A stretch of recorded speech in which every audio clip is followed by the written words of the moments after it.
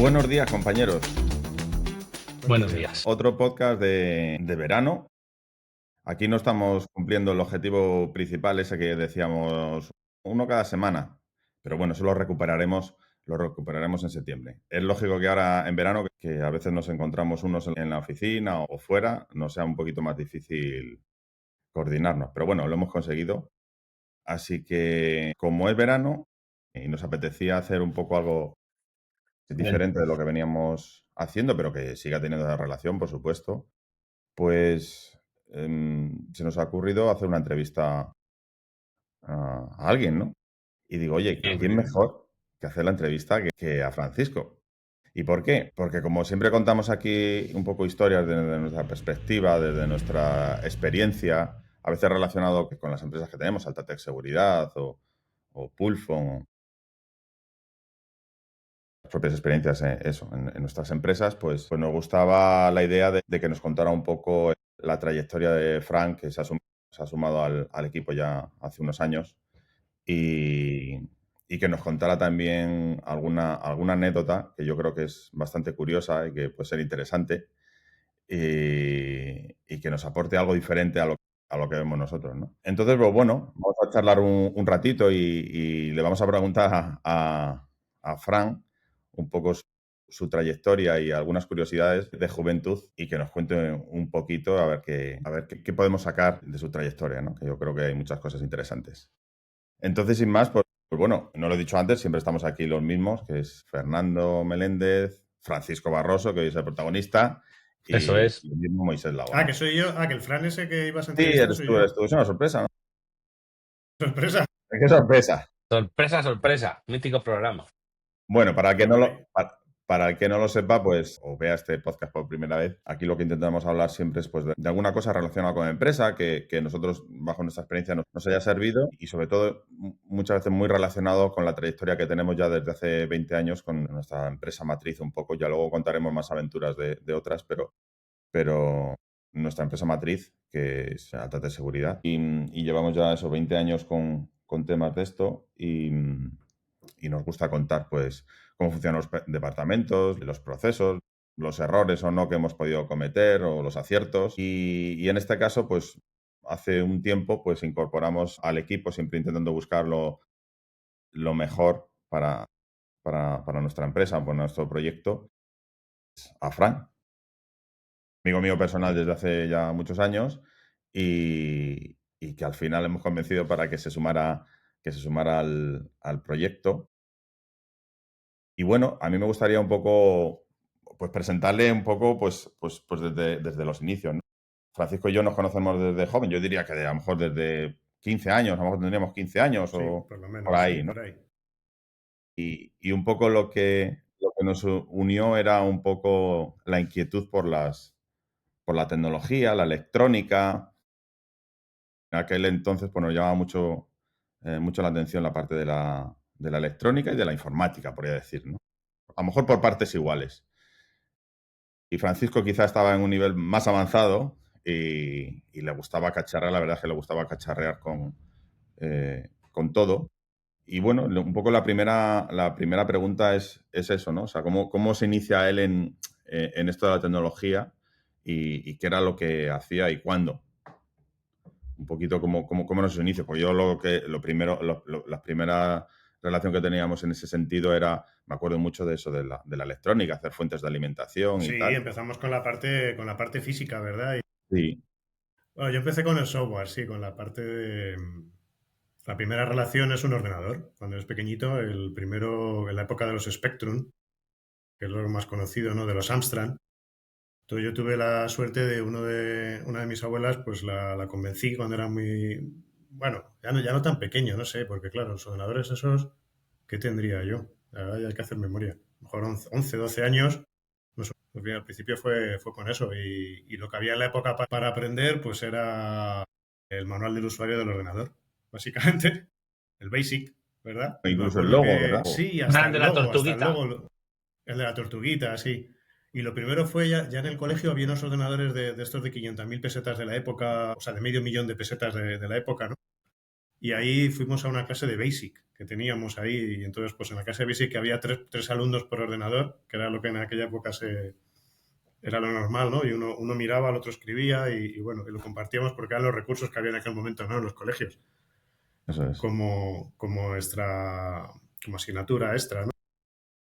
Desde luego, dentro del plan de estudios, nada, ¿no? Nada en absoluto, ¿no? Pero por fuera, pues Sí, podías hacerlo. sí, Y bueno, ahí o empecé a sea, aprender a programar, aprender en Basic y me gustó mucho. A mí siempre me ha gustado pues me tengo que definir, pues a mí me gusta crear cosas. Entonces, siempre me ha gustado hacer cosas, ¿no? En aquel momento más porque eres un niño, ¿no? Y te gusta construir y hacer cosas y, claro, eso te daba la oportunidad de hacer todo tipo de juegos, todo tipo de cositas. Y supongo como os pasaría a vosotros en su momento, ¿no? Pues que veis algo con lo que puedes crear. Y ahí empezamos a hacer muchas cosas. sí. Bueno, la diferencia, he de decir, yo cuando conocí a Francisco, es que él era un nivel superior, quiere decir, en el sentido de que se lanzaba a hacer las cosas, ¿no? En la electrónica, para el que sepa un poquito cómo funcionaba, pues a él tenía sus líquidos y tal, porque antes tú tenías una placa electrónica y para hacer las pistas y todas estas cosas, pues él tenía un mini laboratorio, por así decirlo, ¿no? Y pero en el tema de informática, pues también iba un paso más allá, ¿no? Y se profundizaba mucho en la cuestión técnica, porque claro, ahora estamos hablando de herramientas de inteligencia artificial que te resuelven la vida muy rápido y hacen cosas maravillosas, ¿no? En un momento, pero en aquellos años, pues realmente con poquitos recursos tenías que intentar sacarle el máximo partido. Entonces, a mí la parte que me interesaba también es un poco en esa evolución y en qué momento, y quiero que cuentes un poco la historia, joder,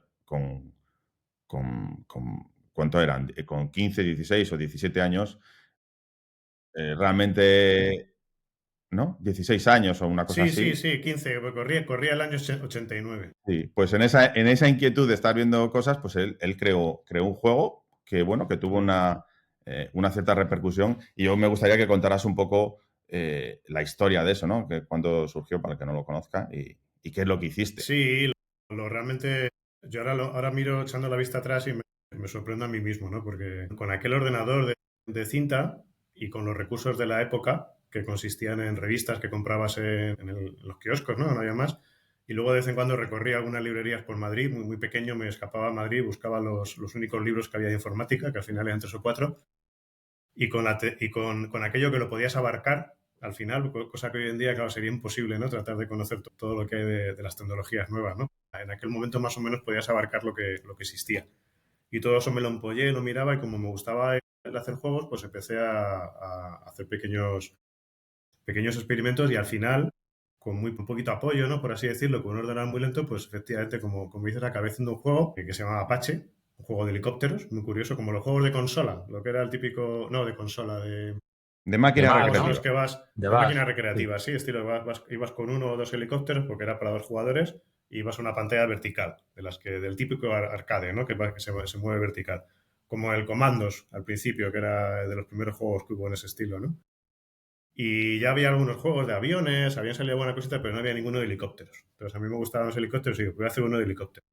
Entonces empecé ahí con la gracia y se fue complicando, eso se fue complicando. Y entonces yo me pasaba la mayor parte del tiempo que podía, que era el tiempo disponible en el momento, que era en el instituto, ¿no? En clase. Yo me llevaba los listados ahí en código máquina con una impresora que conseguí que también que me regalaran, que fue una maravilla, esas impresoras matriciales. Y me lo llevaba todo a clase y entonces ahí en clase iba escribiendo el código en código máquina. Pero para que nos hagamos una idea, bueno, Moisés se lo conoce. El asunto era que, claro, escribir en código máquina son las instrucciones internas del procesador, que es como se hacen los juegos, porque ya al principio, después de pasar del BASIC, descubres que si quieres hacer que algo vaya rápido, pues tienes que hacerlo directamente en ensamblador, ¿no? En código máquina. Y eso consiste en que tienes que ir dando instrucciones muy sencillitas al procesador, del tipo de mueve un bit a la derecha, mueve otro bit arriba, y al final, así, poquito a poquito, pues creas un juego con todos los colores, todo el movimiento, pero detrás pues tiene mucha complejidad, ¿verdad? Yo lo que hacía era que lo iba escribiendo en clase, todas las cositas, tal, y luego cuando llegaba a casa lo programaba, lo grababa en la cinta, lo cual me llevaba 20, 30 minutos, lo volvía a cargar, cargaba el compilador, que tardaba un tiempo, y luego lo volvía a probar. Es decir, que para cada prueba que hacía de si lo que había escrito estaba bien, pues a lo mejor me tiraba 1 hora para probar si lo que estaba escribiendo funcionaba, ¿no? Y entonces veías, pues sí, que el helicóptero se mostraba, o que se giraba, o que salía, o todo lo que son pues todo el movimiento de las balas, todo el movimiento de todos los fondos. Y lo curioso es recordar ahora, joder, que si lo tuviera que hacer ahora que me quedo mirando la pantalla y digo, pues parece que ha tardado 2 segundos, va lento. Y te pones nervioso, ¿no? Y dices, joder, este compilador le doy y parece o parece que el ChatGPT ha tardado 30 segundos en responder. Pues yo en su momento, ¿no? Con un ordenador de cinta, claro, eso te podía llevar 1 hora cada uno de los pasos que daba. Entonces, yo ahora me sorprendo de haber sido capaz de hacerlo, pero efectivamente, ahí que estuve y me tiré mi añito y pico y al final terminó un juego, que era como se hacía en la época. En la época, el ecosistema que existía en aquel momento es que efectivamente había muchos chavales que les había dado el gusanillo de hacer los juegos y acababan montando empresas. Yo estuve trabajando con una que era Operasoft, que seguro Muy que famosa. muy también que Sí. que introduzca, y ahí yo cogí como me gusta decir a mí, pues desde el pueblo, que yo vivía en Guadalajara, pues cogí, me puse la boina, muy jovencillo, y me fui a la ciudad, a la capital, a Madrid, y ahí acabé cogiendo mi primera vez que cogía el metro, que iba yo por ahí y tal, y me presenté allí en Operasoft y les enseñé lo que yo tenía, ¿no? Y les gustó mucho lo que había hecho. Lo que pasa que llegué un poco como al final, justo ellos ya estaban prácticamente cerrando la empresa, o sea, estaban como el momento en el que si hubiera llegado unos años antes hubiera estado muy bien, ¿no? Pero yo cuando ya llegué, la informática a nivel de Spectrum y de Amstrad estaba como terminando. Ya había llegado el PC, el 8086, ¿no? Los ordenadores grandes. Y entonces ya los juegos ya los empezaron a hacer empresas muy grandes, como son los juegos hoy en día, que participan como una película. Participan 100 personas, hay equipo de producción, 20 programadores. Entonces yo viví los años anteriores, los que cualquiera en su casa pues podía ponerse pum pum y si le daba mucho al coco y con mucho interés, pues acababa terminando un juego y lo publicaba. Lo que pasa es que llegué como al final. Pero aún estuve con ellos haciendo otros juegos, unos juegos como unos túneles en 3 dimensiones, una especie de Tetris en 3D y estuvimos haciendo cosas. Pero ya fue la época un poco del final, entonces no llegué a publicar nada comercial. Lo curioso es que luego lo que sí que pasó, que un poco también es el origen de las de estos, que efectivamente yo ahora sigue habiendo mucha inquietud, muchas revistas, libros, y están como reviviendo la época ¿verdad? De la época del PC y del Amstrad. Y entonces, curiosamente, lo que me pasó, la anécdota que me pasó recientemente es que me llamaron para hacer una entrevista también justo del juego, un periodista, fue hace ya año y pico, y que tenía mucho interés porque me conocía mi juego desde hacía 4 años y que técnicamente era muy bueno, que le había encantado. Yo alucinaba, digo, ¿quién se preocupa hoy en día de estas cosas, no? Y sí que me llamó este hombre que vive en Alemania, se llama Chema, que tiene un canal que se llama CPceros, ¿no? Un blog. Entonces me hizo ilusión, la verdad, porque me hizo recordar todo esto, ¿no? Igual que estamos haciendo hoy. Pues todo digamos, ¿cómo lo llaman, ¿no? De todo lo que son los juegos antiguos, ¿no? Que ahora hay mucho interés por ello. Y bueno. Vintage, casi son vintage. Los juegos vintage. Entonces, la verdad es que el juego ese en concreto quedó muy bien. Luego hicimos varios alrededor. Bueno, hicimos también algunos juntos, ¿verdad? Estuvimos ahí en su momento haciendo algo con él. Pero ya con el PC. Empezamos a diseñar, pero bueno, se nos pasó un poco quizás el arroz y quizás también muchas inquietudes, porque, claro, esto fue una etapa curiosa, ¿no? y bonita. Como anécdota hay que decir que Operasoft, por ejemplo, era el de la Abadía del Crimen, ¿no? Operasoft es el de la Abadía del Crimen. Era. Y la gente que conocí allí, pues fue fantástico trabajar con ellos y la relación que tuve, sí. Eso es, que para que no lo... para que sea de nuestra quinta, por así decirlo, pues lo recordar ese tipo de juegos, ¿no? Y sí, empezamos a diseñar cosas y tal, pero bueno, cada uno en su lado, pues también tenía mis inquietudes, tenía otras cosas que empezamos a hacer, que a lo mejor lo contamos algún día y tal, pero en tu caso, tú también, esa parte más de empresa, eso que hiciste de irte a Madrid, ¿no? O sea, de tan jovencito y tal, pues yo me arranco y me voy. Primer aspecto, un aspecto comercial, ¿no? Voy a vender mi producto. Eso es, así se hace. Pero también tú seguiste haciendo también cosas incluso un poco menos lúdicas en ese sentido y relacionadas con la informática, programas, ¿no? Porque tú publicabas en una revista que había, que eras capaz de vender programas, e incluso hiciste el programa que vivías en Guadalajara, hiciste algún programa, ¿no? Sí, eso es una cosa muy curiosa de la época porque a mí me hace gracia a veces comentarlo porque es como publicar en el Android Market, ¿no? Tú ahora o en el Apple Market o el que quieras, ¿no? Tú ahora haces una app, ¿no? El Apple Store. Llegas, haces una app y la publicas. Pues yo en aquel momento hice lo mismo, solo que era una revista en papel. La gracia. Claro. A ver si un día no sé si un día la traje a la oficina. Yo la he visto, sí, me la has enseñado. Sí, había una que es el Softmail, creo que se llamaba. Entonces ahí yo publiqué y saqué pasta, ¿eh? Saqué varios cientos de miles de pesetas, en aquel momento era dinero, y me iba llegando, ¿no? Entonces a la época esa de 17, 18, 19 años, me llegaba cada mes o trimestre, no sé cuándo era, me llegaba un cheque. Y digo, joder, qué curioso. Me llamaban ayuntamientos, me llamaban empresas de todo tipo, y fue gracias a un amigo en común que se llama Ismael, que su padre, que le conocía, pues estábamos mucho juntos en aquel momento, y él era el responsable en Guadalajara de la policía local, y tenía el PEI, ¿no? Que llaman, tenía el problema que tenía el que solucionar en su momento, pues era el hacer los turnos de distribución de los agentes, ¿no? Decir, pues estos libran por la mañana, estos libran por la noche, y con todos los que había, que eran muchos, pues organizarlos y sacar los turnos para hacer todos los cuadrantes, ¿no? Dijo, oye, ¿me lo haces y te pago un dinerito y tal? Y yo, jo, estupendo. Me quería comprar una emisora, que era ya palabras mayores, de radioaficionado, que también estuve una temporada con eso, y digo, pues me va a venir bien. Y lo hice, y ese no sé en qué, si fue en Pascal. El Pascal en la época o en algún idioma de estos. Y creo que era Pascal. Y quedó bien el programa y quedó comercial.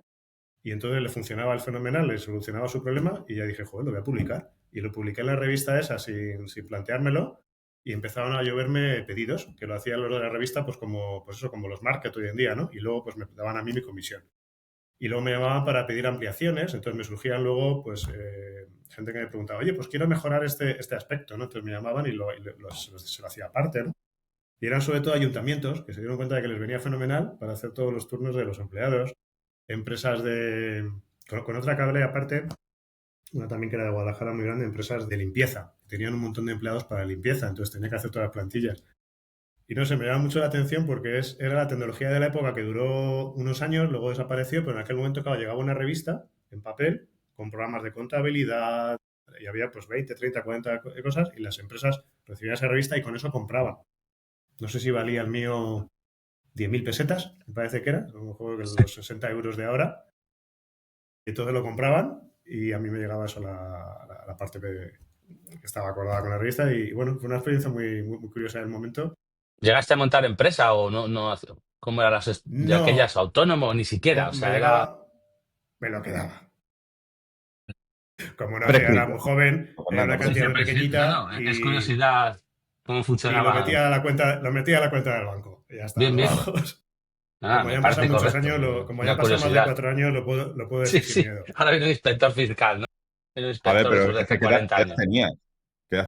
Pues eso, 17, 18 años, no sé si hasta los 18. Eso duró varios años. O sea, yo lo hice una vez, lo publiqué, y luego me iba llegando ya, pum, pum, pum, empezó a llegar tal. Y la verdad fue un tema empresarial interesante. Luego también contacté con otra empresa, también de Guadalajara, que hacía software, y estuvimos también haciendo alguna cosita. Luego también tuvimos otra experiencia, ¿verdad? En la que Moy también estuvo.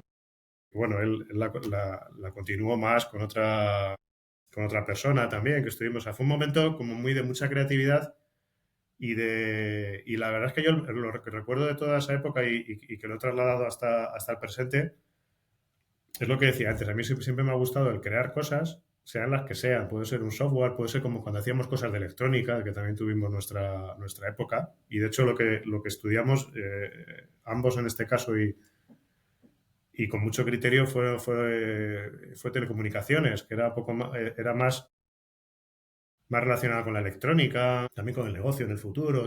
Por ejemplo, en mi caso me lo planteé, digo, ¿qué hago? ¿Estudio informática? Y me di cuenta de que eso eran herramientas, sobre todo. Y hoy en día sigue siéndolo, por mucho que esté muy, muy de moda la inteligencia artificial y tal, pero no dejan de ser herramientas, ¿no? Y yo afortunadamente pues concluí que me gustaba estudiar algo más Completo. relacionado con, en este caso, de Teleco, como hemos hecho los tres, y la informática, pues tenerla como una herramienta, que estaba muy bien. Tuve una época en la que profundicé muchísimo con aquella edad. Bueno, y Perdona. ocurrió una cosa, Fran, que no sé Mm. si te acuerdas, que el ámbito de conocimiento, si te gustaba algo, lo tenías al alcance de la mano, en el sentido de que te ibas a la biblioteca. Yo me acuerdo, nosotros consumíamos todos Bueno, los claro. libros y revistas que había, y por tanto era como que sabías todo lo que había en o sea, que si tú encima luego fueras a la carrera, es posible que te fueran a repetir cosas que tú ya sabías. Entonces era Claro, como, claro. oye, voy a ir a otro ámbito de conocimiento que me es más difícil tener esos conocimientos, y por eso también lo de las telecomunicaciones, ¿no? Porque lo otro era como que, que no, le habíamos dedicado ya tanto tiempo que sabíamos mucho, la verdad Sí, es sí, que sí. sabíamos muchas cosas. Sí, sí, yo recuerdo el primer año de Teleco, yo daba clases a los compañeros de al lado. Claro, las asignaturas, las de matemáticas no, Qué Sí. bueno. y en física y tal, pero las otras que eran electrónica digital ya sabíamos muchísimo, porque era efectivamente una cosa que podías abarcarla. Electrónica básica de transistores, pues, operacionales, todo eso ya lo sabíamos de antes. O sea, tuvimos ahí unos 18 años interesantes y Sabía 17 eso muy años ahí bueno. aprendiendo, haciendo fuentes de alimentación. Sí, la Joder, verdad es que no, fue muy emocionante. Sí, el programa igual, el que me puse a hacer con Operasoft también me hizo gracia. Ese cuando estaba haciéndolo con ellos, que es la anécdota que recuerdo ahora, me obligó a aprender trigonometría antes de que aprenderlo en el colegio o en el instituto, porque lo necesitaba para hacer girar las figuras en 3D de un Tetris que estuve haciendo. Entonces, yo tuve que aprender trigonometría y a cómo hacer con el Amstrad todas las tablas que había para el cálculo del tangente, la cotangente, que era una cosa curiosa, ¿no? Y bueno, y ahí estuve. En aquella época ya después, como ya estaba con Operasoft, lo gracioso era que ellos me dejaban un equipo que era para conectar el PC con el Amstrad. Entonces ya se programaba en un PC y desde el PC podías darle a un botón y automáticamente en el Amstrad se transfería por memoria con un cable y podías ver si funcionaba o no. Los años anteriores fueron muy duros, fueron los de la cinta y escuchando el pipí, pipí y joder, tal, sí. los de... Cargando y ahí. ahí estuvimos. Y es una época curiosa, curiosa de recordar. Y bueno, y luego, después de todo ese bagaje y esa base de conocimiento y tal, al final ya sí que entraste por el aro y pasaste al mundo empresa, ¿no? Te pasaste al lado oscuro y sí que empezaste a entrar en una empresa que creció también desde abajo, ¿no? Quizá a lo mejor un poco atraído por eso, ¿no? De crear cosas un poco desde más abajo, desde lo que es una tienda hasta un distribuidor y mayorista, ¿no?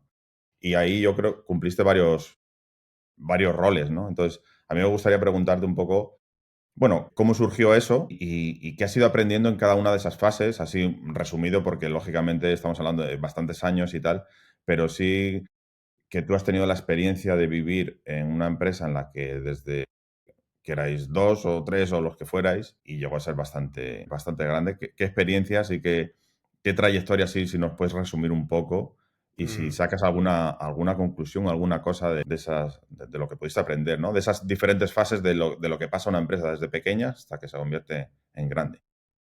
Pues sí, primero tuve la inquietud de que cuando empecé a estudiar, en el primer año ya en febrero, dije, va, esto es muy aburrido. Digo, esto se me queda corto, yo quiero trabajar. O sea, primero tuve la inquietud de trabajar, que me costó discutir hasta con mis padres, que decían que no hiciera nada de eso, que sí, que siguiera con la carrera. Y dije, no, esto va a durar muchos años, digo, yo quiero trabajar. Entonces empecé a trabajar en tiendas de informática y ahí conocí además me acuerdo el primer día cuando me hicieron la entrevista, que conocí a una persona con la que ahora es amigo mío y con la que vosotros también conocéis, ¿no? Que es Jesús. Me acuerdo que me la encontré allí montando ordenadores en la tienda de informática, ¿no? Y reparando y haciendo cosas. Y yo digo, pues esto a mí es lo que me gusta, ¿no? Y la persona que me contrataba decía, pues no, yo quiero que tú vendas, porque es que aquí lo que nos hace falta es un vendedor. Y digo, pues a mí lo que me gustaba era lo de montar ordenadores, ¿no? Lo de hacer cosas. Y dije, bueno, venga, va, pues a vender, ¿no? Y empecé a trabajar muy pronto, pues eso, nada más empezar la carrera, porque yo sentía que era lo que quería hacer, ¿no? La verdad es que a media jornada, es cierto que a media jornada, de los primeros años, y fue un poco el primer paso.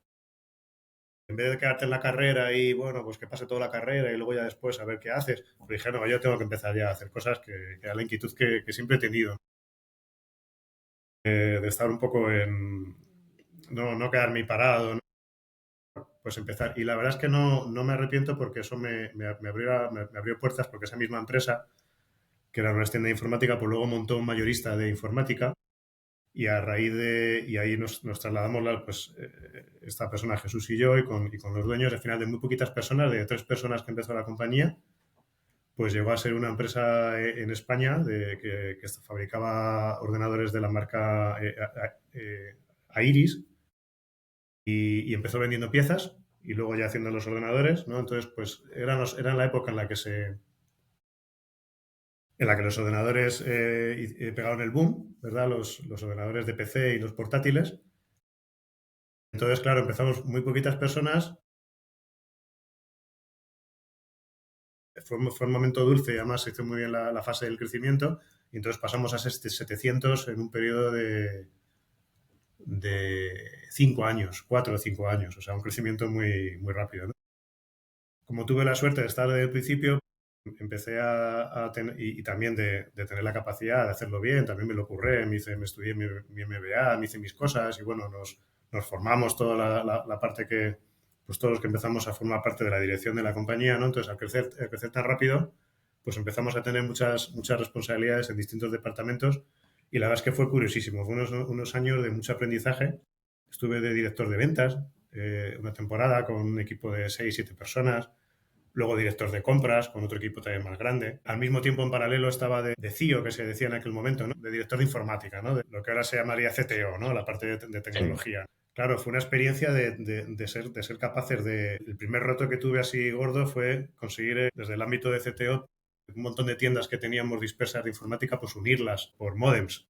Los modems de la época, ¿no? Que igual que se conectaban y hacían pipi, volvimos otra vez a lo mismo, y conseguir unir con el programa de gestión que pusimos en aquel momento, pues unir todas las tiendas y que tuviéramos toda la información del stock en tiempo real, que para la época, era el año 92, era la leche. O sea, hablamos de una época que no había móviles.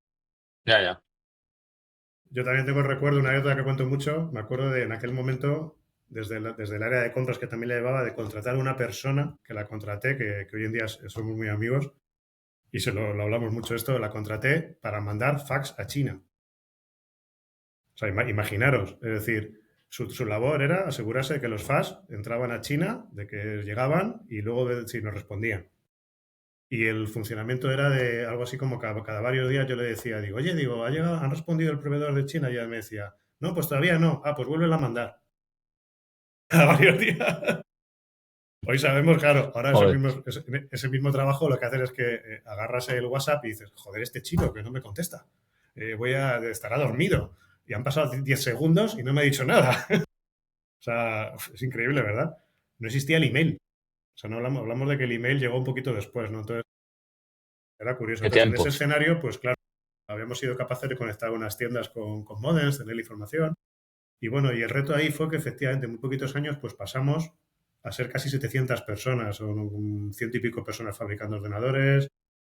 Yo tenía un equipo de 100 y pico personas a mi cargo, muchos en el almacén, sacando pedidos. Llevaba varias áreas, la parte de calidad, la parte de procesos, la parte de la tienda en la que vendíamos, y luego unas 18 personas en la parte interna de gestionar todos los equipos informáticos, ¿no? Y claro, interesante fue que fuimos capaces de pasar un programita muy pequeñito, que era un programita español, que basado en DBase, al principio programábamos con DBase, pues tuvimos en el año 2000 que escalarlo, primero a 100 personas, luego a 200 y luego a 700, ya con una base de SQL, y que funcionara, ¿no? Y era un programa sobre el que personalizábamos pues todos los procesos de la compañía, ¿no? Desde el almacén hasta la parte de ventas y demás.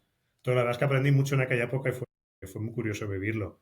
La parte de la tienda pasó lo mismo. Empezamos con una web sencillita que encargamos una parte, sobre todo la parte de front-end, a una empresa para que nos la hicieran y la hicieron bien, pero fue un desastre para la parte del back-end, porque no eran capaces de hacer nada rápido e integrarlo con el SQL. Y al final lo tuve que hacer con mi equipo, que había varias personas ahí muy, muy buenas en ese sentido. Una de ellas que le conocéis a Miguel, ¿no? Y la parte de cómo lo integramos, pues la verdad es que quedó fantástico, porque en unos años en que las tiendas estaban empezando, todavía no había grandes cosas, pues como mayorista de informática que vendíamos a miles de pequeñas tiendas, ¿no? Que nos compraban las piezas y los ordenadores ya montados, pues conseguimos montar un sistema que era capaz de vender, llegó a vender hasta el 40% de las ventas que hacíamos telefónicas. Es decir, si teníamos a un equipo de 20, 30 personas que atendían los pedidos, pues llegó afortunadamente no lo sustituyó porque seguíamos creciendo. Es un poco lo que pasa ahora, el paradigma de la tecnología. Pero sí que llegó a hacer el trabajo de la mitad del equipo, ¿no? Casi el 40% llegaba automático los pedidos de los distribuidores. Y teniendo en cuenta el stock en tiempo real, la parte de la financiación en tiempo real también, de si tenían financiación o no para comprar, y todo lo hacía automático, ¿no? Entonces entraban a la web, compraban todas las piezas, veían el stock, configuraban el ordenador y lo pedían. Algo que hoy es absurdo, no absurdo. No absurdo porque técnicamente está bien complejo, ¿no? Pero hoy se da por amortizado, ¿no? Y por asumido, ¿no? Tienes muchas tiendas que te hacen eso. Pero en la época no existían. En la época había que fabricártelas tú, ¿verdad? Y interactuar con el SQL en tiempo real y, bueno, hacer muchas cosas. Y la verdad es que fue una Era un experiencia reto, curiosa y vamos. aprendimos, era un reto. Entonces, Y las personas que estuvimos allí, esa experiencia realmente lo que te ha dado es los superpoderes de los procesos que aquí en este claro, podcast hablamos muchas veces, describimos, ¿no? O quizás nos repetimos mucho en eso y lo importante que es dentro de una empresa.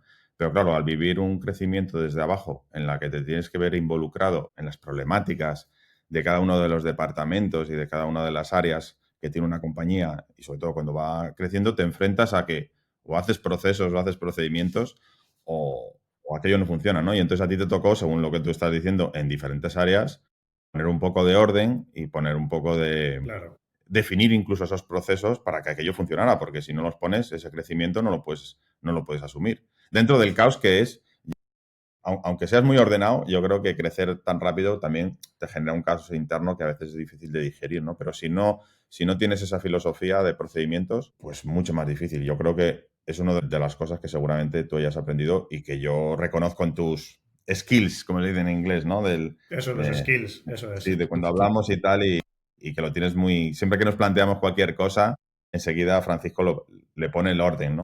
En su cabeza le pone el orden preciso para que aquello pueda funcionar y pueda escalar. Pues esa es la experiencia que tuve, efectivamente. Y luego, bueno, en ese sentido estoy contento por cómo fueron las cosas, porque aprendí mucho. Pasé por muchos departamentos en los que, como era una empresa pequeña, al final hablamos de una startup, como las que hoy está de moda, en aquel momento no se usaba el término, pero pues una empresa de tecnología, aunque bueno, quizás cuando hablamos de startup hoy en día hablamos más de tecnología que de una empresa tecnológica, pero bueno, esto era una empresa industrial. Tratábamos de aplicarla, pero sí que vendía productos tecnológicos. Pero sí que es la misma idea de la startup porque crecía muy rápido. Tenías que ir adaptándote todos los días. Entonces, una parte era el ser capaz de adaptarse, que es una cosa que yo defiendo. O sea, si no eres capaz de hacerlo de forma tecnológica algo, pues al final, pues mira, lo acabas haciendo con la mano, lo que sea, apuntándolo en un papel, pero hay que hacerlo. Primero de las cosas lo primero es que hay que hacerlas y hay que resolverlas y luego ya si lo puedes hacer de forma tecnológica y con un proceso y bien organizado, pues mejor, porque al final si no lo acabas haciendo así, en la segunda etapa mueres. Pero la primera es hacerlo como sea, ¿no? Que es una filosofía de startup. Y ahí, bueno, pues tuve la suerte de aprender muchas áreas que tuve que dirigir yo personalmente, porque éramos al principio y teníamos que, hasta que luego ya a nivel de dirección ya hubo un equipo más amplio y ya pudimos centrarnos y sí que tuve una temporada que estaba centrada solamente en la parte de CTO. También pasé de la parte de programar yo las cositas, ¿no? Como hacía al principio, y hacer la parte más tecnológica y de hacerlo yo mismo, a cómo yo tuve que evolucionar para dirigir personas. Eso es una parte muy, muy interesante que hay que vivirlo.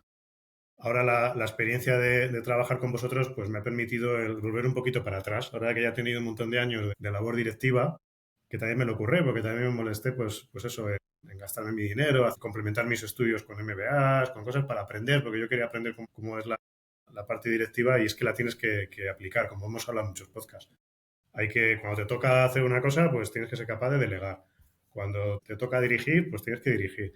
Cuando te toca remar, pues tienes que remar. Y bueno, yo he tenido también la suerte de participar en una empresa en aquel momento y ahora que me gusta porque puedes hacer de remero y de jefe de remeros a la vez. Eso está muy bien. A mí no me gusta ni ser jefe de remeros y no poder remar de vez en cuando, ni simplemente remar y que tengas un jefe que te diga todo, ¿no? Eso tiene que ser difícil. Por eso también hemos hablado de lo que tenemos que intentar siempre de que todos los remeros estén integrados en la organización. Y eso es, porque si no, yo he visto, claro, a mí me extrañaba, pero cuando éramos cientos de personas, claro, yo ya lo viví en su momento, de que digo, joder, hay mucha gente, claro, que no puede percibir lo que es la empresa. Por lo que las poquitas personas que estábamos desde el principio, pues pensábamos que era la empresa, ¿no? Mejor es alguien ya que tiene 70 personas trabajando en un almacén, pues es muy difícil hacerles partícipes de la compañía, ¿no? Es complicado. Lo de la cultura Pero que hemos siempre lo que hay hablado que muchas veces, la intentar, cultura de la empresa. Toda la cultura, empresa, ¿no? eso es. Claro, cuando ya creces es difícil. Y bueno, pues esa es la experiencia. Tuve otra que la hablábamos el otro día, ¿verdad? Que si te parece bien también la cuento muy rápido, Sí, que claro. también me gustó porque esta empresa tocó techo por varios factores y entre ellos la parte de la informática que ya dejó de venderse. Entonces tuvimos unos años después, antes de que ya yo abandonara la compañía, que lo hicimos al revés. Y pasamos de 700 personas a 100 y pico personas. Es decir, ya no nos hacía falta gente para fabricar ordenadores, ya no hacía falta tanta gente en almacén, porque no éramos una empresa de logística, sino que la empresa cambió y entonces tuvo que hacer procesos que también se estudian en los másteres, que es muy curioso y tuve la ocasión de aprenderlo, que eran los que llaman de transformación del negocio, ¿no? Entonces las personas que, los dueños de la compañía, pues bueno, decidieron seguir y esa parte le reconozco que la hacían muy bien y hacían una transformación constante del negocio, ¿no? Pues buscaban diferentes negocios. Cuando ya la informática no era negocio, pues buscaban otros. Y claro, fue un proceso curioso porque la empresa siguió, pero con menos personal y dedicada a otros negocios distintos, ¿no? Y también se aprende muchísimo, es decir, yo creo que incluso más. O sea, aprendes más en una compañía cuando, o sea, si una de las 3 fases de la compañía, ¿no? Que es un poco la estabilidad, con crecimiento suavecito, como están muchas, la parte de una startup o la parte de una empresa que está transformándose, incluso deshaciendo y haciendo cosas nuevas, ¿no? Claro, como había que despedir a muchísimas personas, había que cambiar muchísimos procesos, había que cambiar lo que estabas haciendo antes. Y todo eso había que hacerlo top-down, ¿no? Como se hace la transformación de un negocio, ¿no? La dirección dice, vamos, ahora vamos a dedicarnos a hacer esto otro. Y claro, ya no requiere este personal. Pues claro, había que cambiar muchas cosas que en la compañía pues están muy anquilosadas por cómo había sido la estructura anterior de crecer, ¿no? Lo loco, ¿no? Y también se aprende muchísimo. Y fueron en los últimos años que esa transformación y esa reducción de personal, que es muy duro. Imaginaos, claro, es muy Sí, bonito. exacto. Pues venga, crezco. Y 30 personas más, y un edificio nuevo, y otra centralita más grande, y ahora subcontrato para 50. De repente, no, ahora de 50 hay que dejar 10. Y pues fue otra experiencia muy curiosa, la verdad, de vivir. Bueno, pues así rápidamente, han sido 40 Interesante. minutos, pero creo que una trayectoria interesante y que ha ido cargando en la mochila de conocimiento de Fran un montón de cosas que yo creo que ahora en el proyecto que tenemos común y que él es partícipe de un montón también de decisiones internas que tomamos, pues viene a sumar un montón. Y a ver si vivimos también una etapa así de crecimiento, o bueno, que se haga más grande de lo que somos ahora y que lo veamos y que podamos contar una segunda parte de toda esta historia, ¿no? Entonces, pues si queréis, un poco Sí, a lo ver, dejamos aquí. si me dejas añadir una última cosa y tal, a mí cuando me preguntan siempre que te dicen, ¿y cuál fue tu mejor momento? A mí se me gusta responder que el mejor momento está por venir. Porque si hubiera sido ya, joder, qué aburrido, ¿no? Sí, Ya, El mejor también, momento ¿verdad? ya ha pasado, ¿no? El mejor momento está por venir todavía Sí. y lo tenemos que vivir juntos y va a ser Sí, así. siempre hay que tener proyectos, siempre hay que tener proyectos. Efectivamente. En nuevos. Es totalmente. la parte que yo os agradezco porque aquí en esta nueva etapa en la que estoy ahora, pues, vuelvo a tener la oportunidad de volver a crear y hacer cosas, sea la que sea, lo que decía, pues puede ser un proceso, puede ser inventar un negocio como estamos ahora haciéndolo o programar algo, si, pues cuando toca y la verdad, pues es lo que tenemos que hacer. Pues Pues ahí estupendo. estamos. Muy bien. Pues muchas gracias, Fran, por ahí Gracias. habernos Gracias contado por Muy bien, contarnos tus tu aventura. aventuras. gracias. Hasta luego. No, ahora te quedas que ahora hay que currar, claro. Ha pasado la parte divertida y ahora hay que currar. Nada, vienen Hay que cosas currar chulas, hombre. Bueno, sí, ahora vuelvo otra hay que vez, contar pero las secciones ya bueno, no de lo soy que el hemos visto. entrevistado. Sí, de lo que hemos visto que, joder, ha habido un montón de cosas de noticias que bueno, que ahora vemos y podemos contar. Pero si quieres, Fernando, para que beba un poco de agua Fran, cuéntanos un poco las noticias así que hayas visto, así que puedas destacar de empresa y tal, o económicas relacionadas con Sí, bueno, empresa. he visto, sí, ha habido, bueno, todas las semanas hoy hay muchas cosas, pero bueno, destacaba alguna interesante, por ejemplo, ha habido una salida a bolsa en nuestro sector tecnológico muy sonada, que ha sido Figma, ¿vale? Que vosotros seguro que Sí, conocéis. todos los diseñadores de ¿Han salido apps. a bolsa? Sí, sí, No lo sí, había sí, oído. sí, salió a bolsa hace 10 días, 15, con una valoración de 20.000 millones de dólares. Y nada, en pocas horas triplicó valor, es decir, que el que comprara a precio de salida, pues eso, porque ha sido un boom y muy mediática, etcétera. Y luego es cierto que luego pasado ese boom del pico que pilló, del triple de lo que había salido, que eran ya 60.000 millones porque es una barbaridad, pero hoy en día ya se hablan de miles de millones, de billions, como dirían los americanos, con mucha facilidad, pues se desplomó, sí, bajó un 23% un día, bueno, mucha volatilidad. Pero bueno, más que nada es conocer que ha habido una salida tecnológica y que parece ser que esto va a animar a otras tecnológicas pues a salir a bolsa en los próximos meses. Que por cierto, Figma dentro de su política, más allá de su política profesional, en cuanto a su política económica, apuesta por Bitcoin, es decir, por tener activos y por esos ahorros que tenga de liquidez, trasladarlos a Bitcoin. Que aprovecho para decir que Bitcoin está en máximos también de nuevo. Yo creo que hoy estaba ya a 104.000 euros el Bitcoin. En fin, pero eso ya es otro tema. Y bueno, tema Figma me gustaba comentarlo. Otro tema numérico, no tanto en valoraciones sino en usuarios. OpenAI afirmaba estos días que ChatGPT ya tiene 700 millones de usuarios semanales. 700 millones.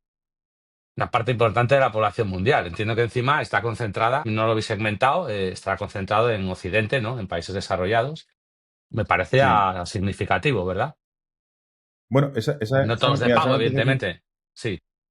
esa noticia es importante para relacionarla con la última, que no sé si comentará Fran, si la tiene preparada, va a hablar del último lanzamiento de ChatGPT y de un poco del hype que ha habido. Y yo creo que el último movimiento, y si quieres ahora lo comentamos con lo que diga Fran, yo creo que va relacionado con esa cantidad de usuarios que hay. Más con que hubiera, que fuera a presentar algo súper novedoso, que era lo que se esperaba de ello. Yo creo que va orientado a eso precisamente que has dicho tú. Tienen tantos usuarios que han puesto en disposición de ellos, yo creo que cosas que estábamos tocando un poco, vamos a decirlo así, los frikis.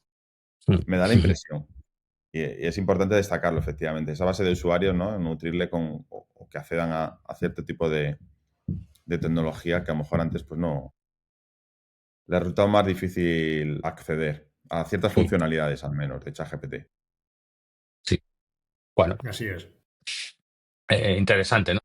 Luego, otra noticia que me resultaba curiosa, bueno, en un país un poquito más pequeño que España, que se llama Uzbekistán, ¿no? Que os sonará, es una de las ex repúblicas soviéticas de la zona ya asiática, tiene unos 37 millones de habitantes. Bueno, pues ha generado dentro de su ecosistema emprendedor al primer unicornio, ¿no? En la historia de Uzbekistán. De hecho, ha captado, creo que fueron 70 millones de dólares, con una valoración ya de 1.500 millones, ¿vale? Se llama Uzum, UZUM, y es una especie de Amazon.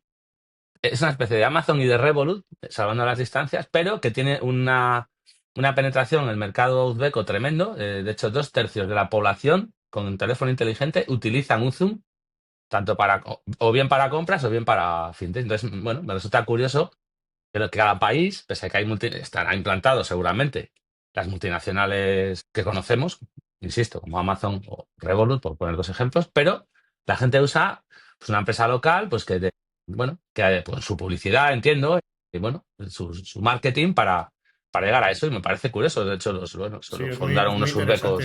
interesante. Eso habría que investigarlo, sí. Me llama mucho la Bueno, atención. Uzum, El saber por qué hace el qué lo convierte en un pues nicho. Porque han sido capaces de diferenciarse para que realmente.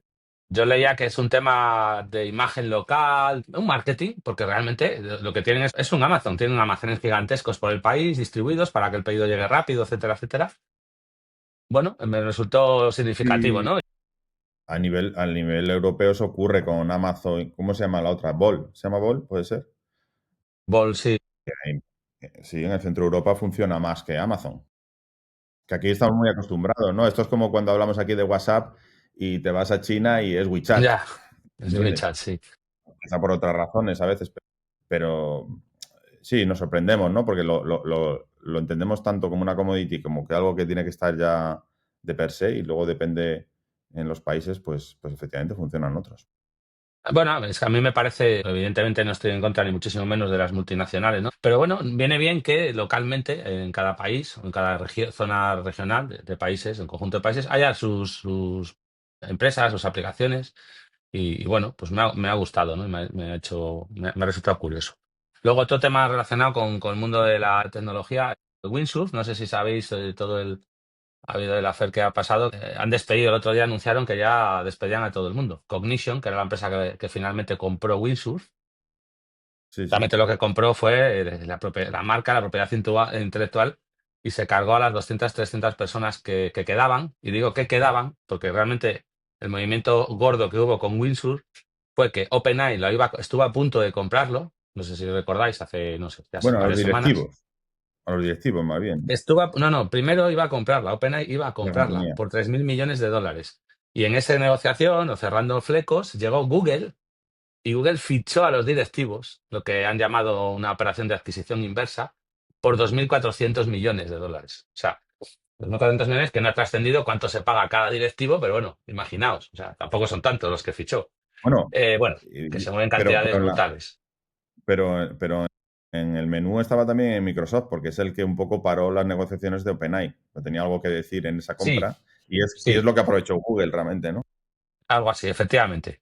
Pero no, que al final mirados, bueno, todos los movimientos que hay, las cantidades de las que se habla, bueno, esto ya, por primera vez en la historia creo que empleados, que asalariados, en este caso tecnólogos, ¿no? De perfil como ojalá, como nosotros, ganan más que deportistas de élite. A mí me resulta curioso y me parece bien, ¿eh?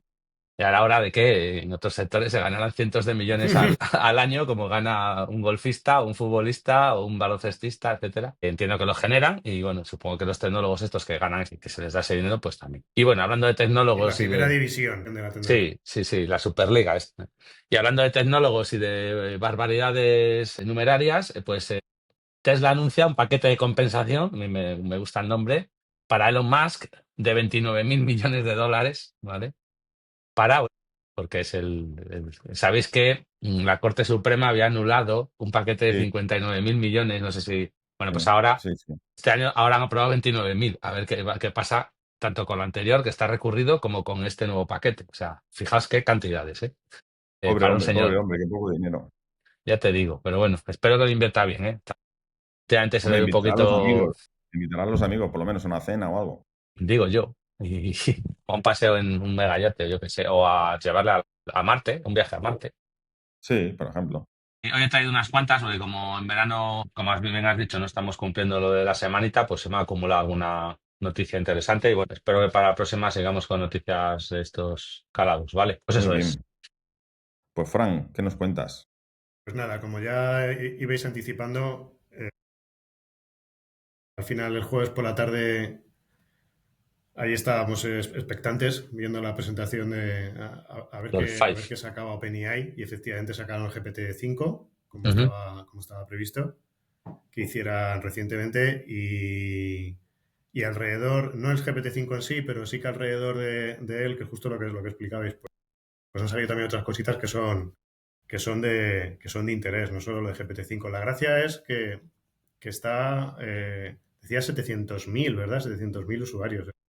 No, 700 millones. ¿No? Millones, perdón, 700 700 Millones. millones millones. a la Solo estaba semana. diciendo eso, digo, no, me ha No, parecido no, un poco sí, seguro eso es. decía. 700 millones de usuarios. La A mí lo semana. que me pasa siempre con OpenAI, que pese a que hay otros modelos, veo que ellos son, por el momento, como están todos compitiendo, no se sabe en qué momento uno está por arriba o por debajo, pues ahora mismo es el que realmente cualquier cosa que hace llama muchísimo más la atención, porque lo tiene todo el mundo disponible. Es decir, el resto de... O sea, yo todavía hablo con personas que les dices ChatGPT y no saben lo que es. No sé si a vosotros os pasa. Yo hablo todavía con personas así de, incluso de nuestra edad, ¿eh? Que alguno dice, oye, ¿tú usarás? No, pues yo no he entrado. Yo, ¿cómo que no has entrado? Pero Sí, son los menos, ¿verdad? Casi pero todos ya cada lo vez han menos, utilizado ¿no? alguna vez. Entonces, claro, imagínate ya si luego dices, oye, ¿y has probado Cloud? ¿O has probado...? Pues no, o sea, ya eso nos llega. ¿No has probado el Google? Pues, entonces, realmente se ha posicionado tanto ChatGPT que es como referente para cualquier estudiante, para cualquier profesional de uso. Entonces, han sacado un montón de cosas en estos días. Empezaron antes del lanzamiento de GPT-5 sacando, bueno, una cosita que tenía aquí delante, pero eso es más por la parte de frikis, que ya Moisés ya lo está probando, ¿verdad? Ya Moisés ya lo está probando, empezaron sacando modelos open source empezaron a sacar los OSS, ¿no? Que llamaban. Entonces, han empezado sacando modelos que tú puedes utilizar libremente y que, bueno, que estábamos probándolo, ¿no? Pero eso más para la parte de frikis. Pero para la parte ya más de todos los públicos sacaron una cosa muy sencillita hace unos días que era el modo estudio, el study mode, ¿no? Que llama. Y entonces eso lo tiene todo el mundo dentro de GPT, incluso gratuito, y es un botoncito que tú lo pones en modo estudio. Y sacaron también el agente, que ya lo estuvimos probando la semana pasada, el modo agente. Entonces, es fantástico porque eso todo el mundo lo tiene a su alcance. El modo estudio es fabuloso porque tú lo pones en ese modo y cuando tú hablas con ChatGPT, automáticamente se convierte en un profesor. Se llama mucho la atención también, un poco dentro de lo que intentamos, el hacer que lo que digamos sirva también como reflexión, ¿no? A modo de reflexión, el estudio a mí me gustó verlo porque lo único que tiene detrás es un prompt. Es decir, le añaden al ChatGPT instrucciones. Es decir, no es nada más que el que le añaden una capa de instrucciones y cuando está en modo estudio ellos internamente le dicen al chat, como si lo escribieras tú, ¿no? Eres un profesor experto, que el estudiante te va a pedir cosas, explícaselo poco a poco, no le digas la solución al principio. Es decir, le han puesto una capa de instrucciones, pero el ChatGPT es el mismo. No es una tecnología nueva. Y eso es curioso porque a mí me da que pensar, me hace pensar en que efectivamente todo lo que estamos tratando de transmitir, es decir, que cualquiera en su empresa, pues con unas buenas instrucciones, puede utilizar estas herramientas que existen, algunas incluso gratuitas, para hacer cosas muy interesantes. Pero necesitan unas buenas instrucciones, ¿verdad? Un buen prompt, una buena explicación.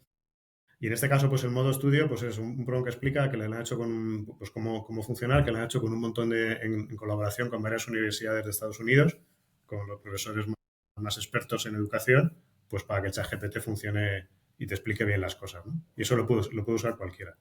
Y luego que la gente es otra herramienta que es una mezcla entre una cosa que llamaban Operator, que no estaba muy accesible en OpenAI, que es una herramienta que te monta un ordenador virtual y con acceso a Internet en los servidores de OpenAI y al que tú le puedas encargar cositas, una mezcla entre Operator y el Deep Research, que sí lo conocíamos, ¿verdad? Tú le decías algo, que hiciera una búsqueda profunda de un tema, pues lo han combinado todo en el agente y es fantástico. O sea, te sirve así de, pues por ejemplo, para comprar entradas, para reservar en un restaurante, para generarte un Excel con información, para generarte un PowerPoint, algo en el que tú le dices, investiga todo esto y genérame un resultado con la información, no sé, de todos los sitios donde invertir. Yo lo usaba para cosas de este tipo, para que me hiciera un análisis de inversiones, por ejemplo, para que me hiciera reservas en hoteles. Y entonces tú vas viendo detrás todo lo que la gente va haciendo. Es decir, tú lo dejas en paralelo y te va haciendo todo lo que le has indicado y cuando termine te avisa. Entonces es una herramienta potentísima, que antes solo teníamos, ¿verdad? Que lo hemos hablado en algún podcast. Antes solo teníamos los frikis y ahora está al alcance de cualquiera, que es un poco lo que estábamos diciendo. Y la última curiosidad también, antes de GPT-5, que lo vi justo el día antes de que saliera, sí, esto, que seguro que lo habéis visto, la otra curiosidad. El gobierno de Estados Unidos, el gobierno de Estados Unidos ha hecho un acuerdo con OpenAI y es curioso además leerlo porque dice Today, bueno, el gobierno de Estados Unidos anuncian un acuerdo entre el Servicio General de Administraciones de Estados Unidos y ChatGPT, bla, bla, bla, y luego dice el esfuerzo es uno de los pilares de la administración Trump, es decir, le están haciendo la pelota a Trump desde OpenAI. Ayudará al gobierno para prestar mejor sus servicios, es un proyecto piloto y no sé si lo habéis escuchado, va a costar $1. Es decir, el gobierno de Estados Unidos paga No. $1 y OpenAI deja durante un tiempo ilimitado pues todo el servicio de ChatGPT Enterprise a todo el gobierno de Estados Unidos para que lo utilice. Entonces me llama mucho la atención porque pues dice mucho, ¿no? de lo que hay por detrás. Sí, sí. Y luego ya dicho esto, pues llega GPT-5. GPT-5 la novedad, jueves por la tarde y lo presentan. Al final, ¿qué es GPT-5? No sé, hay muy qué opinión habrá, si tendremos la misma, ¿no? Yo lo que he visto es que es una cosa que al final es una evolución, porque de GPT-4, es decir, no ha sido tan rupturista como ellos decían, pero porque está ahí compitiendo con Grok, en alguna cosa está un poquito por encima, en otras tal. Al final Grok también es muy potente, el último que se presentó, ¿no? El modelo de Elon Musk, ¿no? Que le han llamado. Y bueno, lo que es una evolución, es mucho más potente en muchas áreas, pero sí que aunque la primera visión es que es eso, que es un modelo más potente, lo cierto es que cuando lo pruebas, y ahora está probando, ves que efectivamente es muy bueno. Es decir, y destaca en todas las áreas. Y han combinado muy bien la parte de hacer que el modelo decida si va a razonar o si va a escupir la respuesta directamente, como hacía antes el GPT-4, o si va a funcionar como un razonador, y el modelo hace todo de forma automática. No tiene nada nuevo en cuanto a la modalidad, sigue aceptando lo mismo, pues imágenes y texto, pero yo lo he hecho ya varias pruebas, lo estuvimos probando, ya lo probé con uno de mis hijos, con Jorge, este fin de semana. El problema es que el GPT-4 no le resolvía de análisis de matemáticas y cosas que le estaba haciendo, el GPT-5 sí. Le decía, aquí te falta un menos. La forma de expresarse, pues tú lo ves que es mucho más potente, es decir, es un modelo mucho más cercano cuando habla contigo. Entonces sí que se nota que es mejor, indudablemente. Una Pero bueno, no evolución. deja de ser una evolución de los anteriores, aunque lo habían presentado con muchísimo. Sí, el problema que yo creo que ha tenido este modelo es que la expectativa que venía, el hecho de ser GPT-5 era como pegar un salto como había ocurrido antes, ¿no? Con los modelos razonadores o cuando salió el GPT-3 o no sé, saltos grandes. En este caso no ha sucedido, pero recordando un poco lo que decíamos antes, yo creo que al final hay dos puntos claves, ¿no? Evidentemente ha mejorado, no una barbaridad, pero ha mejorado, pero sobre todo ha integrado lo que decías tú, ¿no? O sea, el modelo razonador con el otro modelo, porque veníamos hasta ahora, y yo supongo que los demás lo copiarán, a que tú tenías que estar eligiendo el modelo para muchas Eso cosas, es. depende de lo que quisieras hacer, elegir uno y otro, y cualquiera que haya usado ahora mismo ChatGPT o el resto de opciones que hay en el mercado, Gemini o Claude o lo que sea, tienes que estar eligiendo el modelo, ¿no?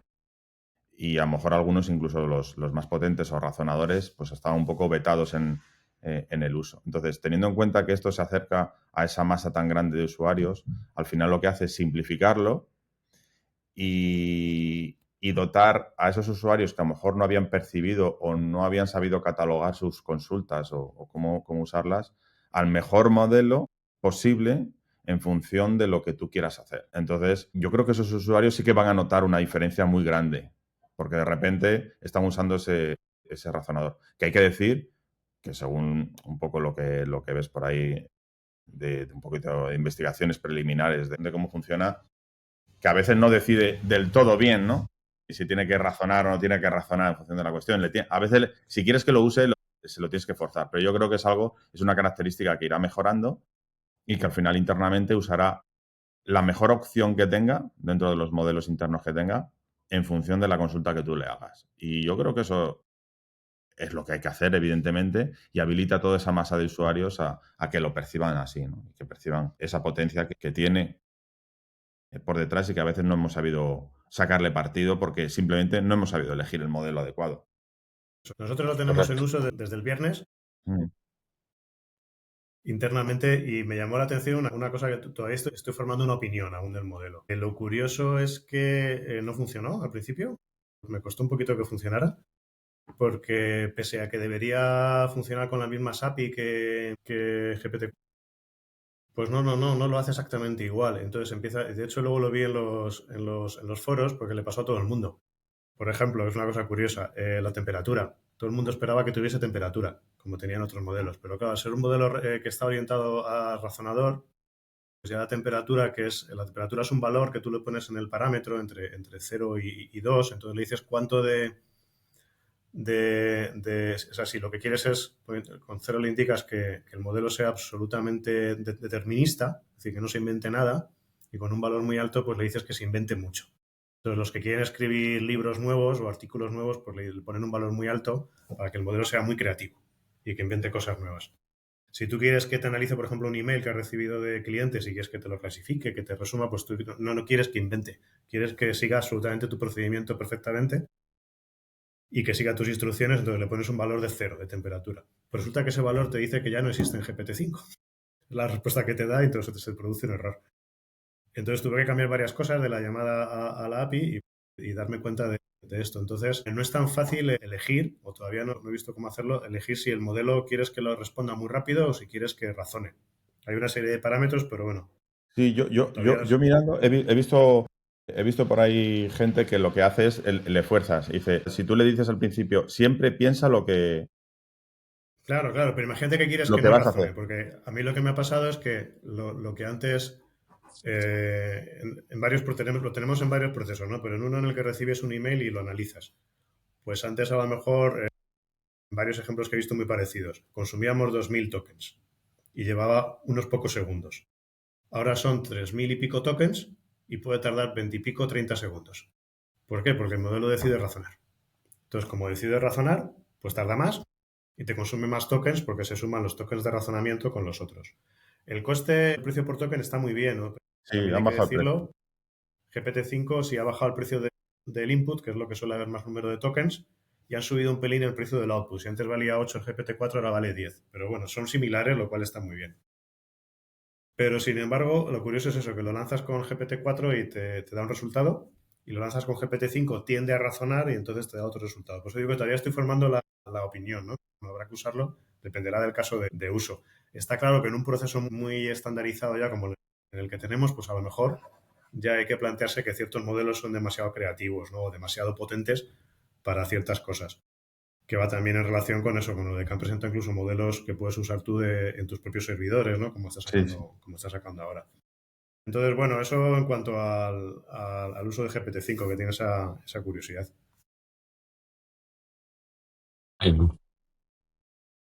Bueno, básicamente, es que se podría hablar mucho más de GPT-5, pero, No, no, sí, pero yo simplemente creo que Hombre, no. está bien. Sí, para El caso es nombrarlo y que la que gente lo conozca. Claro, está bien.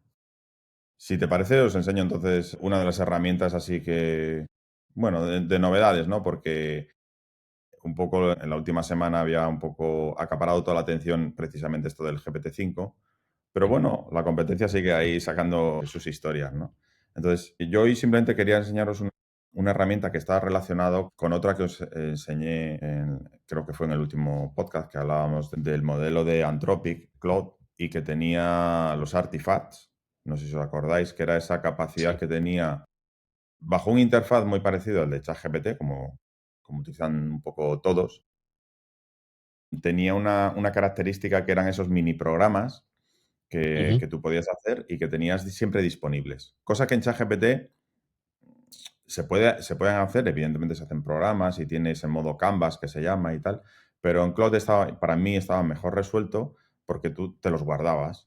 Y entonces, igual que en el escritorio de tu ordenador tienes aplicaciones y le vas dando, por así decirlo, en el interfaz que te propone de chat, pues en el menú tienes un sitio donde tú puedes irte a esos mini programas, ¿no? Que en Cloud ya digo que se llama Artifacts. Bueno, pues Google sigue sacando sus novedades y sus características, muchas, por cierto, siempre, constantemente, de vez en cuando, siempre te saca y no sé con qué estrategia, pero muchas veces no se conocen, porque no les da bombo, ¿no? En este caso hay una cosa que ha sacado que se llama Opal, no sé si os suena de algo, pero viene un poco, es un poco una mezcla de eso.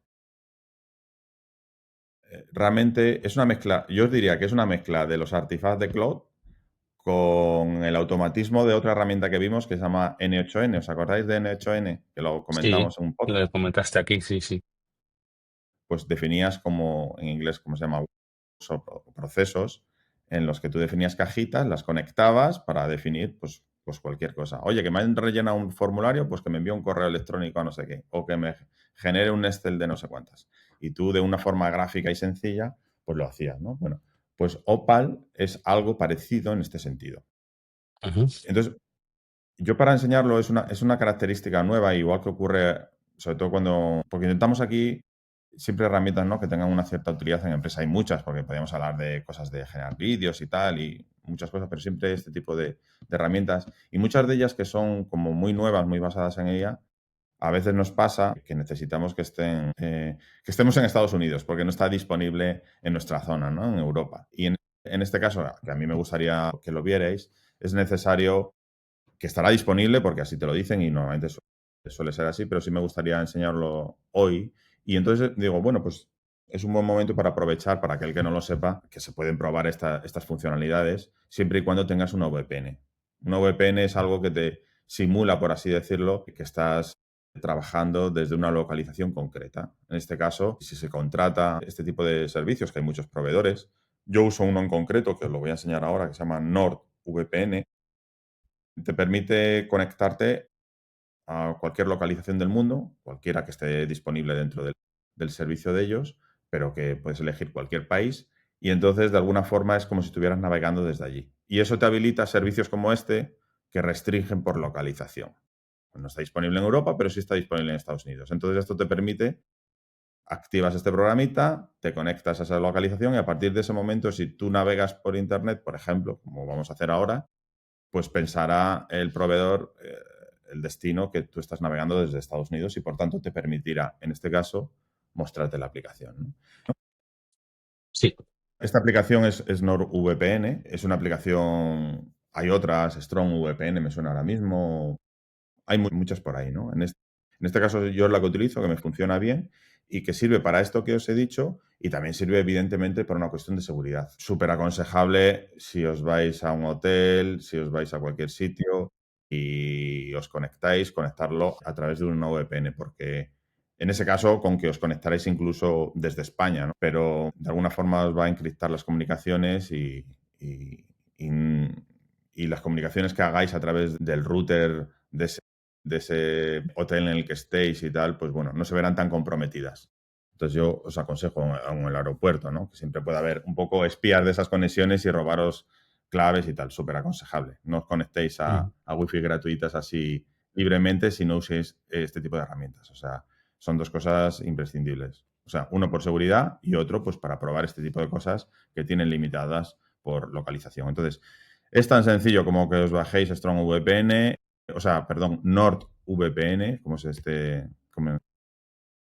y nada, y es elegir el país sobre el que os queréis conectar, ¿no? En este caso, lo que necesitamos es Estados Unidos. Como veis, os podéis conectar a sitios muy concretos, que son servidores que ellos tienen disponibles, y es como si estuvierais navegando desde Charlotte, aquí. Pues no, pues a mí, mira, no me interesa tampoco una localización concreta, o desde Chicago, ¿veis? Aquí en este caso. Pues no, pues mira, yo le doy a Estados Unidos, le voy a dar aquí, a lo mejor hay una pequeña desconexión de un segundo, pero como estamos haciendo esto en streaming, pues a lo mejor se nos corta, pero bueno, no pasa nada. Vamos a conectarnos a Estados Unidos.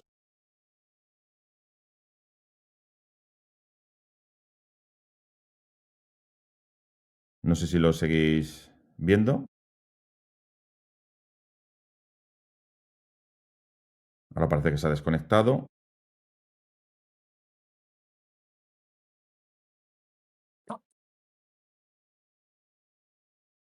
¿Ya lo veis?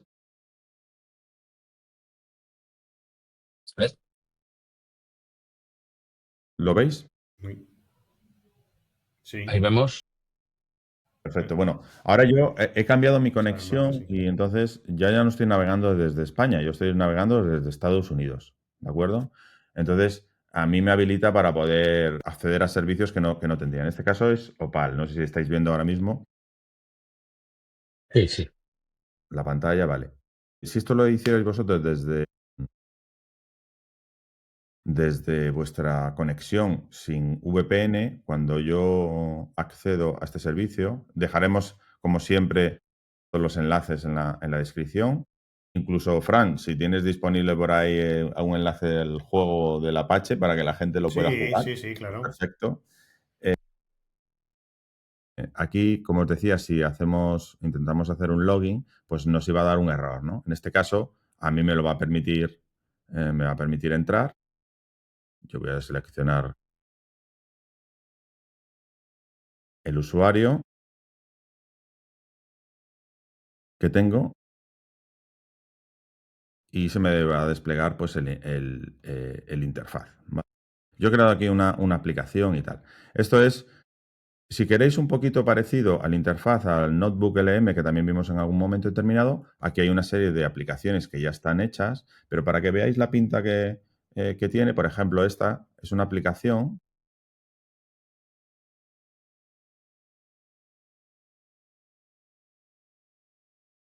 que, como veis, despliega una serie de módulos. ¿Y esto qué es? Pues esto realmente, igual que podéis ir a ChatGPT y con un prompt establecéis y os hace una aplicación, este realmente lo que hace es que con un prompt de lo que queréis hacer, pues te genera estos módulos. De tal forma que son partes de las tareas que hay que hacer para desarrollar lo que tú quieres y te permite editar los detalles en cada uno de esos módulos. Entonces tienes dos opciones. Ahora vamos a irnos a la que yo hice, ¿vale? Que es copia de bueno, esto hace unos posts para un blog. Entonces tienes como dos partes. Uno, lo que es la aplicación en sí, y lo otro es el editor.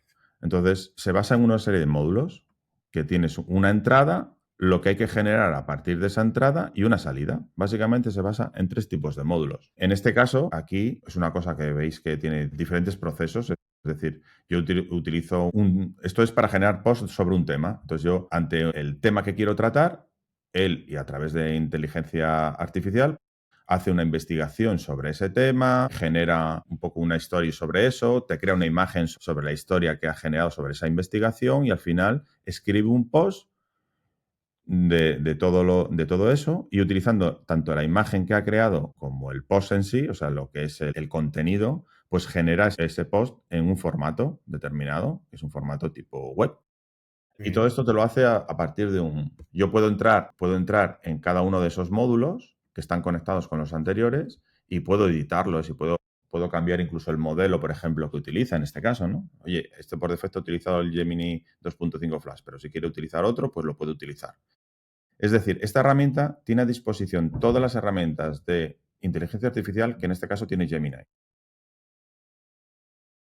Como veis, tiene también los de generar vídeo, audio, música instrumental, imágenes, o el deep research, o o el que planifica tareas y tal. O sea, él utiliza en función de lo que se espera de ello cualquiera de esas herramientas, o tú le puedes forzar a que utilice una concreta. Antes de entrar en si yo quisiera crear uno nuevo, por ejemplo,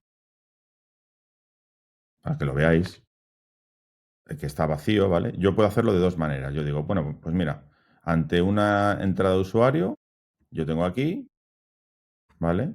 Y aquí le digo lo que quiero que haga en esta entrada. Y le puedo generar un módulo. Oye, con esta entrada ahora me lo vas a conectar con generar. O sea, en esta utiliza el user input, que es esto, que le puedo cambiar ¿vale?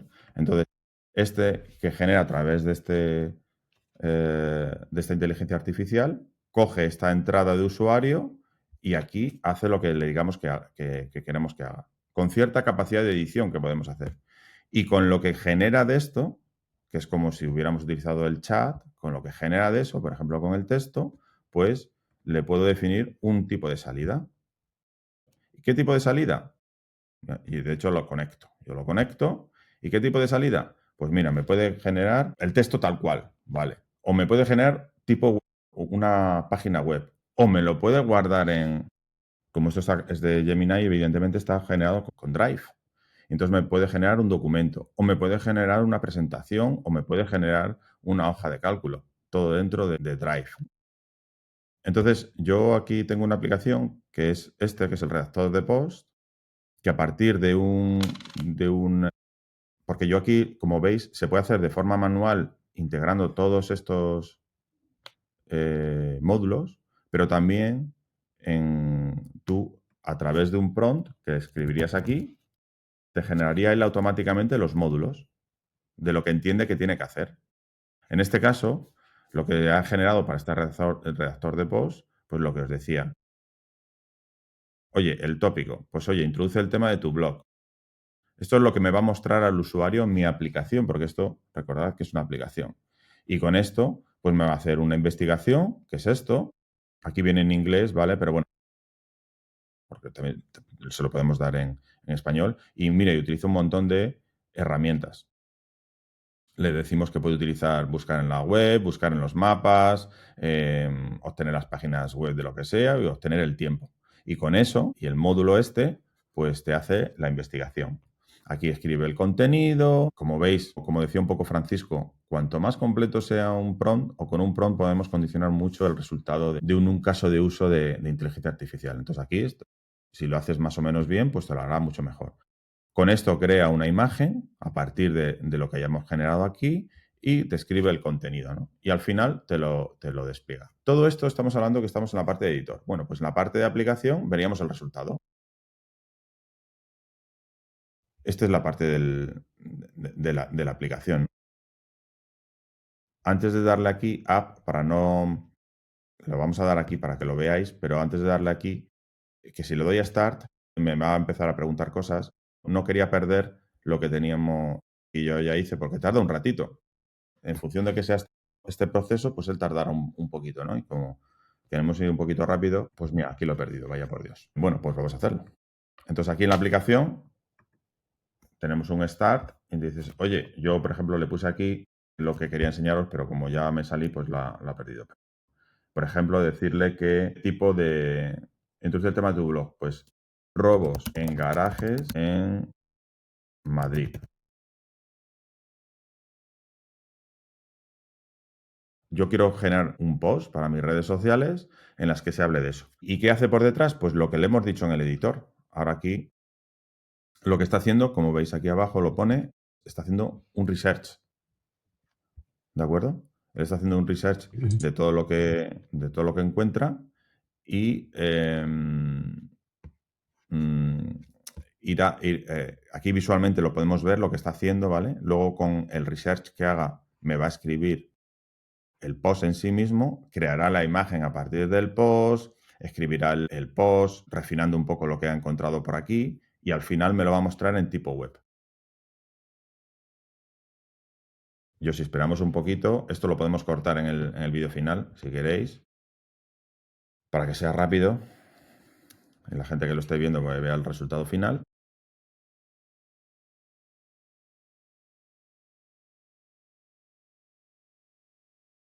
De hecho, aquí incluso nuestra aplicación se presenta con un tema. Por ejemplo, en este caso, ha generado random. Como veis, cuando yo he hecho un start, venía con una portada y tal. Es decir, he creado una aplicación que tengo siempre disponible y que me ayuda a hacer cosas prácticas, en este caso, que es realizar un post, pero de una forma un poco más sofisticada que no irme al Gemini, al chat de Gemini o A ver, al desde chat luego de... el planteamiento es muy bueno Sí. porque estás haciendo una combinación Sí, de de todas las inteligencias inteligencias. artificiales y de uso y te las coloca en en un mapita, en un flujo de procesos y ese flujo de procesos te lo construye desde un prompt que tú escribas. Eso Yo, si lo he es, entendido bien, primero, el uso habitual a lo mejor es que primero escribas el prompt, eso te es, hace lo que él ha entendido eso y es. luego además lo puedes cambiar, pero estar haciendo, lo que hay es que en cada una de las cajitas pues es un prompt específico de una inteligencia artificial específica. Entonces, Eso es, correcto. es otro paradigma, es otra forma de dibujarlo porque esto se intenta hacer muchas veces con herramientas de mucho más alto nivel, o mejor dicho, de mucho más bajo nivel, porque lo haces tú mismo, lo vas enlazando y aquí realmente a un nivel muy alto tú lo puedes ver todo el dibujito y cambiarlo, que es un Sí, poco lo que se pretendía antes con herramientas de más fácil uso para el usuario. sí, Está muy yo bien. creo que, fíjate, que creo que realmente siempre dentro de eso que decíamos de la estrategia de Google, es que ellos sacan muchas funcionalidades, pero internamente son tan grandes que tienen equipos de desarrollo diferentes, que a veces no están muy conectados entre sí, yo creo, y tienen la oportunidad de explorar nuevas formas de hacer las cosas y tal. Lo sacan un poco así de tapadillo para ver cómo funciona, para ver si tiene, por ejemplo, una herramienta, un ejemplo claro es Notebook LM. Notebook LM seguía este Sí, paradigma. Cuando salió fue un poco de tapadillo. Y sin embargo, es una de esas herramientas que han ido sacando que ha ido cada vez teniendo más aceptación Funciona muy y bien. es más conocida y se usa. Y entonces son sí, sí, sí. herramientas que luego permanecen, no desaparecen. A lo mejor esta que os estoy enseñando eh, desaparece porque la gente no lo usa, pero a mí cuando he visto la interfaz, para mí tenía todo el sentido del mundo, ¿no? El combinar todas las inteligencias, el mostrarte la interfaz de una forma de cajitas y de procesos que tú puedas un poco combinar y tal, y además mantenerlo como una aplicación. Fijaros además que tiene una cosa curiosa, que es el Share App, que es que a través de un link yo te comparto mi aplicación y, y puedes hacer uso de ella, ¿no? De lo que yo ya Sí, sí, haya está definido. muy bien. Mm. A mí me ha sorprendido porque no lo había oído, pero no la conocía. Sí, esto, Es muy interesante porque efectivamente es lo que estamos haciendo en el día a día. Tú en el día a día te estás planteando eso. Cualquiera que use inteligencia artificial, tú harías un prompt, crearías una imagen. Luego harías es- otro y crearías un texto. Luego eso harías es, otro y crearías... Y al final te obliga a hacer todo eso y esto te permite todo ese proceso juntarle y además integrarlo en una app. Me parece muy buena idea. eso Y es. creo que es muy útil Muy interesante, para muy muchas útil, personas que vamos. están usando la inteligencia artificial ahora. Sí, sí, porque además daros cuenta que, o sea, está haciendo muchas cosas, por eso tarda, por eso no es inmediato, que realmente en un proceso productivo real tú debías tardar, ¿no? Porque ahora nos estamos acostumbrando mucho y yo creo que también lo que sucede muchas veces es que la expectativa nos mata las ilusiones. Y es que la expectativa es muy alta con la IA en muchas ocasiones y entonces a golpe de pronto quieres que la inteligencia artificial te arroje un resultado el mismo que tú tienes en la cabeza. Y nosotros sabemos que lo estamos usando día a día, que para sacarle el máximo provecho tú tienes que iterar bastante.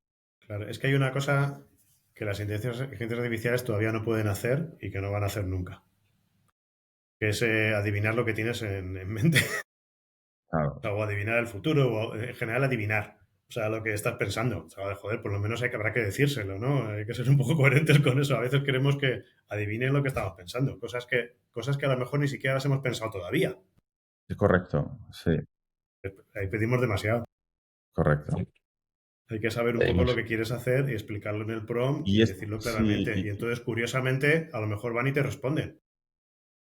sí, pero yo creo que, bueno, es una cuestión de maduración del usuario, ¿no? Que vaya entendiendo que efectivamente oye, tú tienes que especificar muy bien lo que tú quieres para que el resultado cumpla tus expectativas. No son adivinos, no son inteligencias que adivinan, no leen tu mente. Claro. Pero este tipo de interfaces Ahí ayudan un tienes. poquito a Descubre por qué los amigos de lo ayudarte ajeno. ese proceso mental que hay que hacer.